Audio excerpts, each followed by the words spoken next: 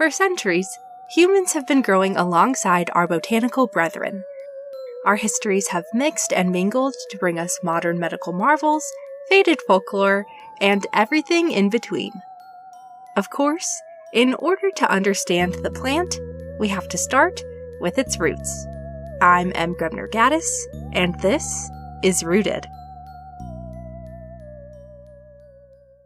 Hello, and welcome back to another week of Rooted. This week we're digging into a refreshing citrus, grapefruit. Most of us know grapefruit as the ruby red, sour, bitter fruit that you sprinkle with sugar and use fancy spoons to eat in the morning. But what you might not realize is just how confusing and muddy their entire history is. Grapefruits are broadleaf evergreen trees with roots reaching back to Barbados by way of cross-continental hybridization. The trees can get up to 30 feet tall with about the same spread. They have fragrant white blossoms and large yellowish fruit. This fruit takes a while to mature, which is why most of our citrus doesn't come in until mid to late winter. Like any other citrus, grapefruit prefers direct sunlight and well-draining soils. However, unlike most citrus, grapefruit didn't originate in Asia. Or at least, we don't have any record of it there. This is particularly strange, as while citrus is known for hybridizing, grapefruit itself is actually a hybrid. Almost all citrus was originally found in Asia, and we honestly have no idea how the heck the first grapefruit ever recorded was in Barbados, of all places. Or even why we call it grapefruit. To understand how we got here, let's take a step back to talk about citrus. At this point, scientists are pretty confident that citrus stems from one common ancestor, Citrus lenzingensis, which was native to South Asia.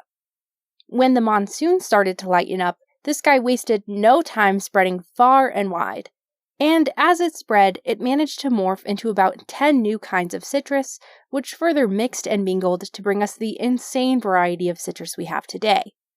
These 10 fruits are pomelo, mandarin oranges, kumquats, round limes, finger limes, which are the creepy hand-looking fruits with lots and lots of pith, micranthanthus, and papeda. Once we had those 10 varieties, things started to get even more wild. Now we have countless varieties of citrus, but it can be really tricky to pin down who comes from where. For example, there are tons of citrus that look really similar, but may have completely different lineages, while there may also be some citrus that looks completely different, but is essentially the same fruit with only a slight difference in the bloom, which impacts the shape and sometimes color of the fruit. Because citrus is such an important crop throughout history, it should come as no surprise that sometimes the only difference in a patented fruit is its resistance to a specific pest or disease. As a side note, I know we've talked about it before, but I still find the entire legal/business process of patenting nature to be kind of mind-boggling and counterintuitive. While I don't want to super deep dive into all of that as a lady without a law degree, I can tell you that the first patented grapefruit remains to be by far the most popular variety, the ruby red grapefruit, which was patented all the way back in 1929. Grapefruits themselves are a hybrid of pomelos and sweet mandarin oranges. Over the years, they've gradually gotten more sweet, more juicy, and significantly more disease-resistant than the super early varieties. Outside of how the heck they got to Barbados, we still have no idea why grapefruit is called grapefruit. While some have hypothesized that the name stems from the fact that they grow in groups, others think that maybe it's because they taste an awful lot like unripe sea grapes, which would have been pretty common in Barbados at the time. But no one is honestly super sure why we actually call them grapefruits. One thing that's not up for debate is how insanely popular grapefruit was. At one time, it was so popular that it almost single-handedly built the South Florida Railroad. See, in the early days of American citrus groves, folks were originally setting up shop in Georgia. But one season there was an unexpected cold snap and it absolutely wrecked crops, resulting in massive losses for citrus farmers. Deciding that the risks in Georgia just weren't worth the reward, they packed up and headed for the warm, swampy, miso-like promised land, Florida. Florida was great for citrus growers because of its warm, humid climate. But it was still fairly unsettled and honestly pretty brutal pre-Disneyfication of the state. With so few people wanting to live or travel there, they quickly realized they would need some help getting all those grapefruits out to the rest of the world. So they started building a railroad to specifically get citrus wherever it needed to go. From there, industry started popping up all over Florida, including many of the tourist destinations we know and love today. So, in a roundabout way, this so-called forbidden fruit really is to thank for all the wild and wondrous stories we hear from Florida.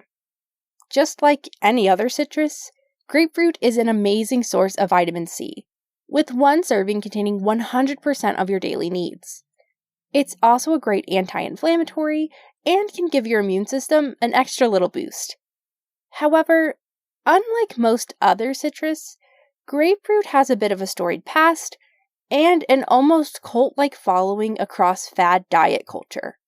To start with the storied past, there was a time in history where grapefruit was thought to be the forbidden fruit mentioned in the Bible. Or, at least, that's what one kooky reverend in the 1750s thought as he and his followers went on an absolute quest around the world to find the fruit and banish it from history.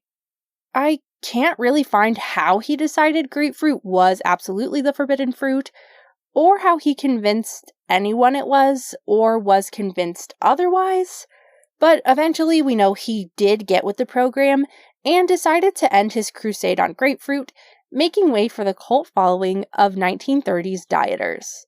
If you know anything about fad diets, you know they are 100% unhinged and 100% harmful to those who try them. The grapefruit diet is certainly no exception here. This diet has changed with each iteration since its inception in the 1930s, but the main tenets are high protein, low carb, low sugar, low fat, and very low calorie. And of course, lots and lots of grapefruit.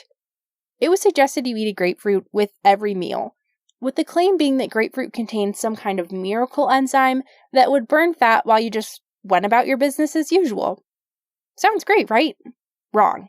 Obviously, this diet doesn't work, and it's been super damaging to anyone who attempted it long term. However, this diet also had a lot of unforeseen complications due to the grapefruit's many strange interactions with medications. Grapefruit is a bit of a walking contradiction because it can actually increase or decrease the absorption of many medications. While increasing absorption might seem like a good thing on the surface, it can actually be super dangerous. Most of us only absorb up to like 4% of the medications we take, which is why dosages are so much higher than what you actually need in your body. However, grapefruit can more than double how much you absorb, making your normally super safe dose into an overwhelming nightmare for your body. Weirdly enough, grapefruit can also decrease your absorption of other medications, as it contains an enzyme that binds to the CYP3A4 enzymes in your digestive tract, making it less easy to uptake the medication, and in some cases, even allowing the drug to more easily penetrate into your bloodstream, making it super dangerous. From a culinary perspective, grapefruit is much less scary, but can often be used as a savory or sweet addition to drinks, food, candy, and beyond. And while there are certainly a ton of things you can make with grapefruit, what really interests me is the special and super hyper-specific cutlery used only for grapefruit. From what I could find, it's presumed that grapefruit spoons became popular in the Victorian era, when everyone was obsessing over how to prove they were the fanciest and most in the know. So, in order to prove they were posh, people absolutely lost their shit over spoons of all kinds. And grapefruit spoons were no exception, with a triangle shape and even more serrated edge. This helped them to scoop the fruit away from the pith and made for a slightly higher stakes eating experience. one thing about Victorians, they loved to live on the edge while shaming anyone they were desperately trying to prove was inferior to them. But they didn't stop at grapefruit spoons, like I had assumed earlier. They also had a special grapefruit knife. It's a curved knife with a serrated edge designed to easily cut a grapefruit, as the curve helps those tiny teeth cut through the thick peel with less resistance. So at like a super fancy dinner party, you would get presumably just like a whole grapefruit, and then someone would come out to flex on you by like cutting it in half with this weird little knife, and then they'd hand you this like tiny pointy ass spoon that could like really rip up your mouth, and then you would prove you were fancy by like eating your grapefruit with your weird little spoon. Another thing to note, not just anyone can buy a grapefruit knife. In England, after some seriously contentious arguments, it was decided that a grapefruit knife is indeed a knife, and that you need to be at least 18 years old to buy one. A rule that still stands true today. So this year, get the 18-year-old something they really want, the status symbol they can lord over their peers, a weirdly shaped and overall less efficient knife. As far as citrus goes, grapefruit is by far the most mysterious and contradicting fruit. Next time you see one, I hope you take a moment to consider what a wild life it's lived as a status symbol, medical mind-boggler, and absolute foodie fad. Speaking of foodie fads, if you like herbalism and the culinary elements of this show, I think you'll really like our new project.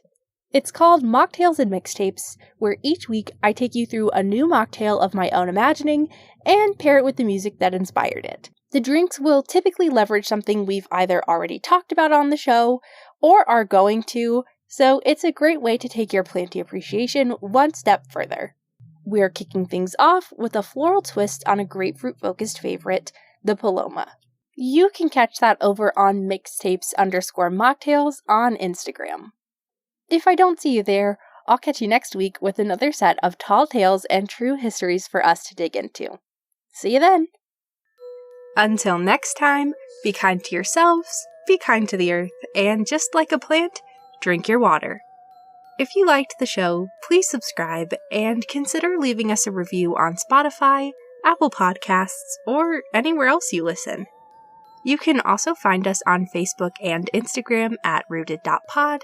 We're finally updating regularly on YouTube at rooted.podcast, and you can check out our website, rootedpod.com, for transcripts, updates, merch, and so much more. The show is written, produced, and hosted by me, I'm Grebner Gaddis, edited by Kat Friend of Friend Diagram, and our theme music was written and produced by Eric Cluxon. Rooted is a Henbane Media LLC production.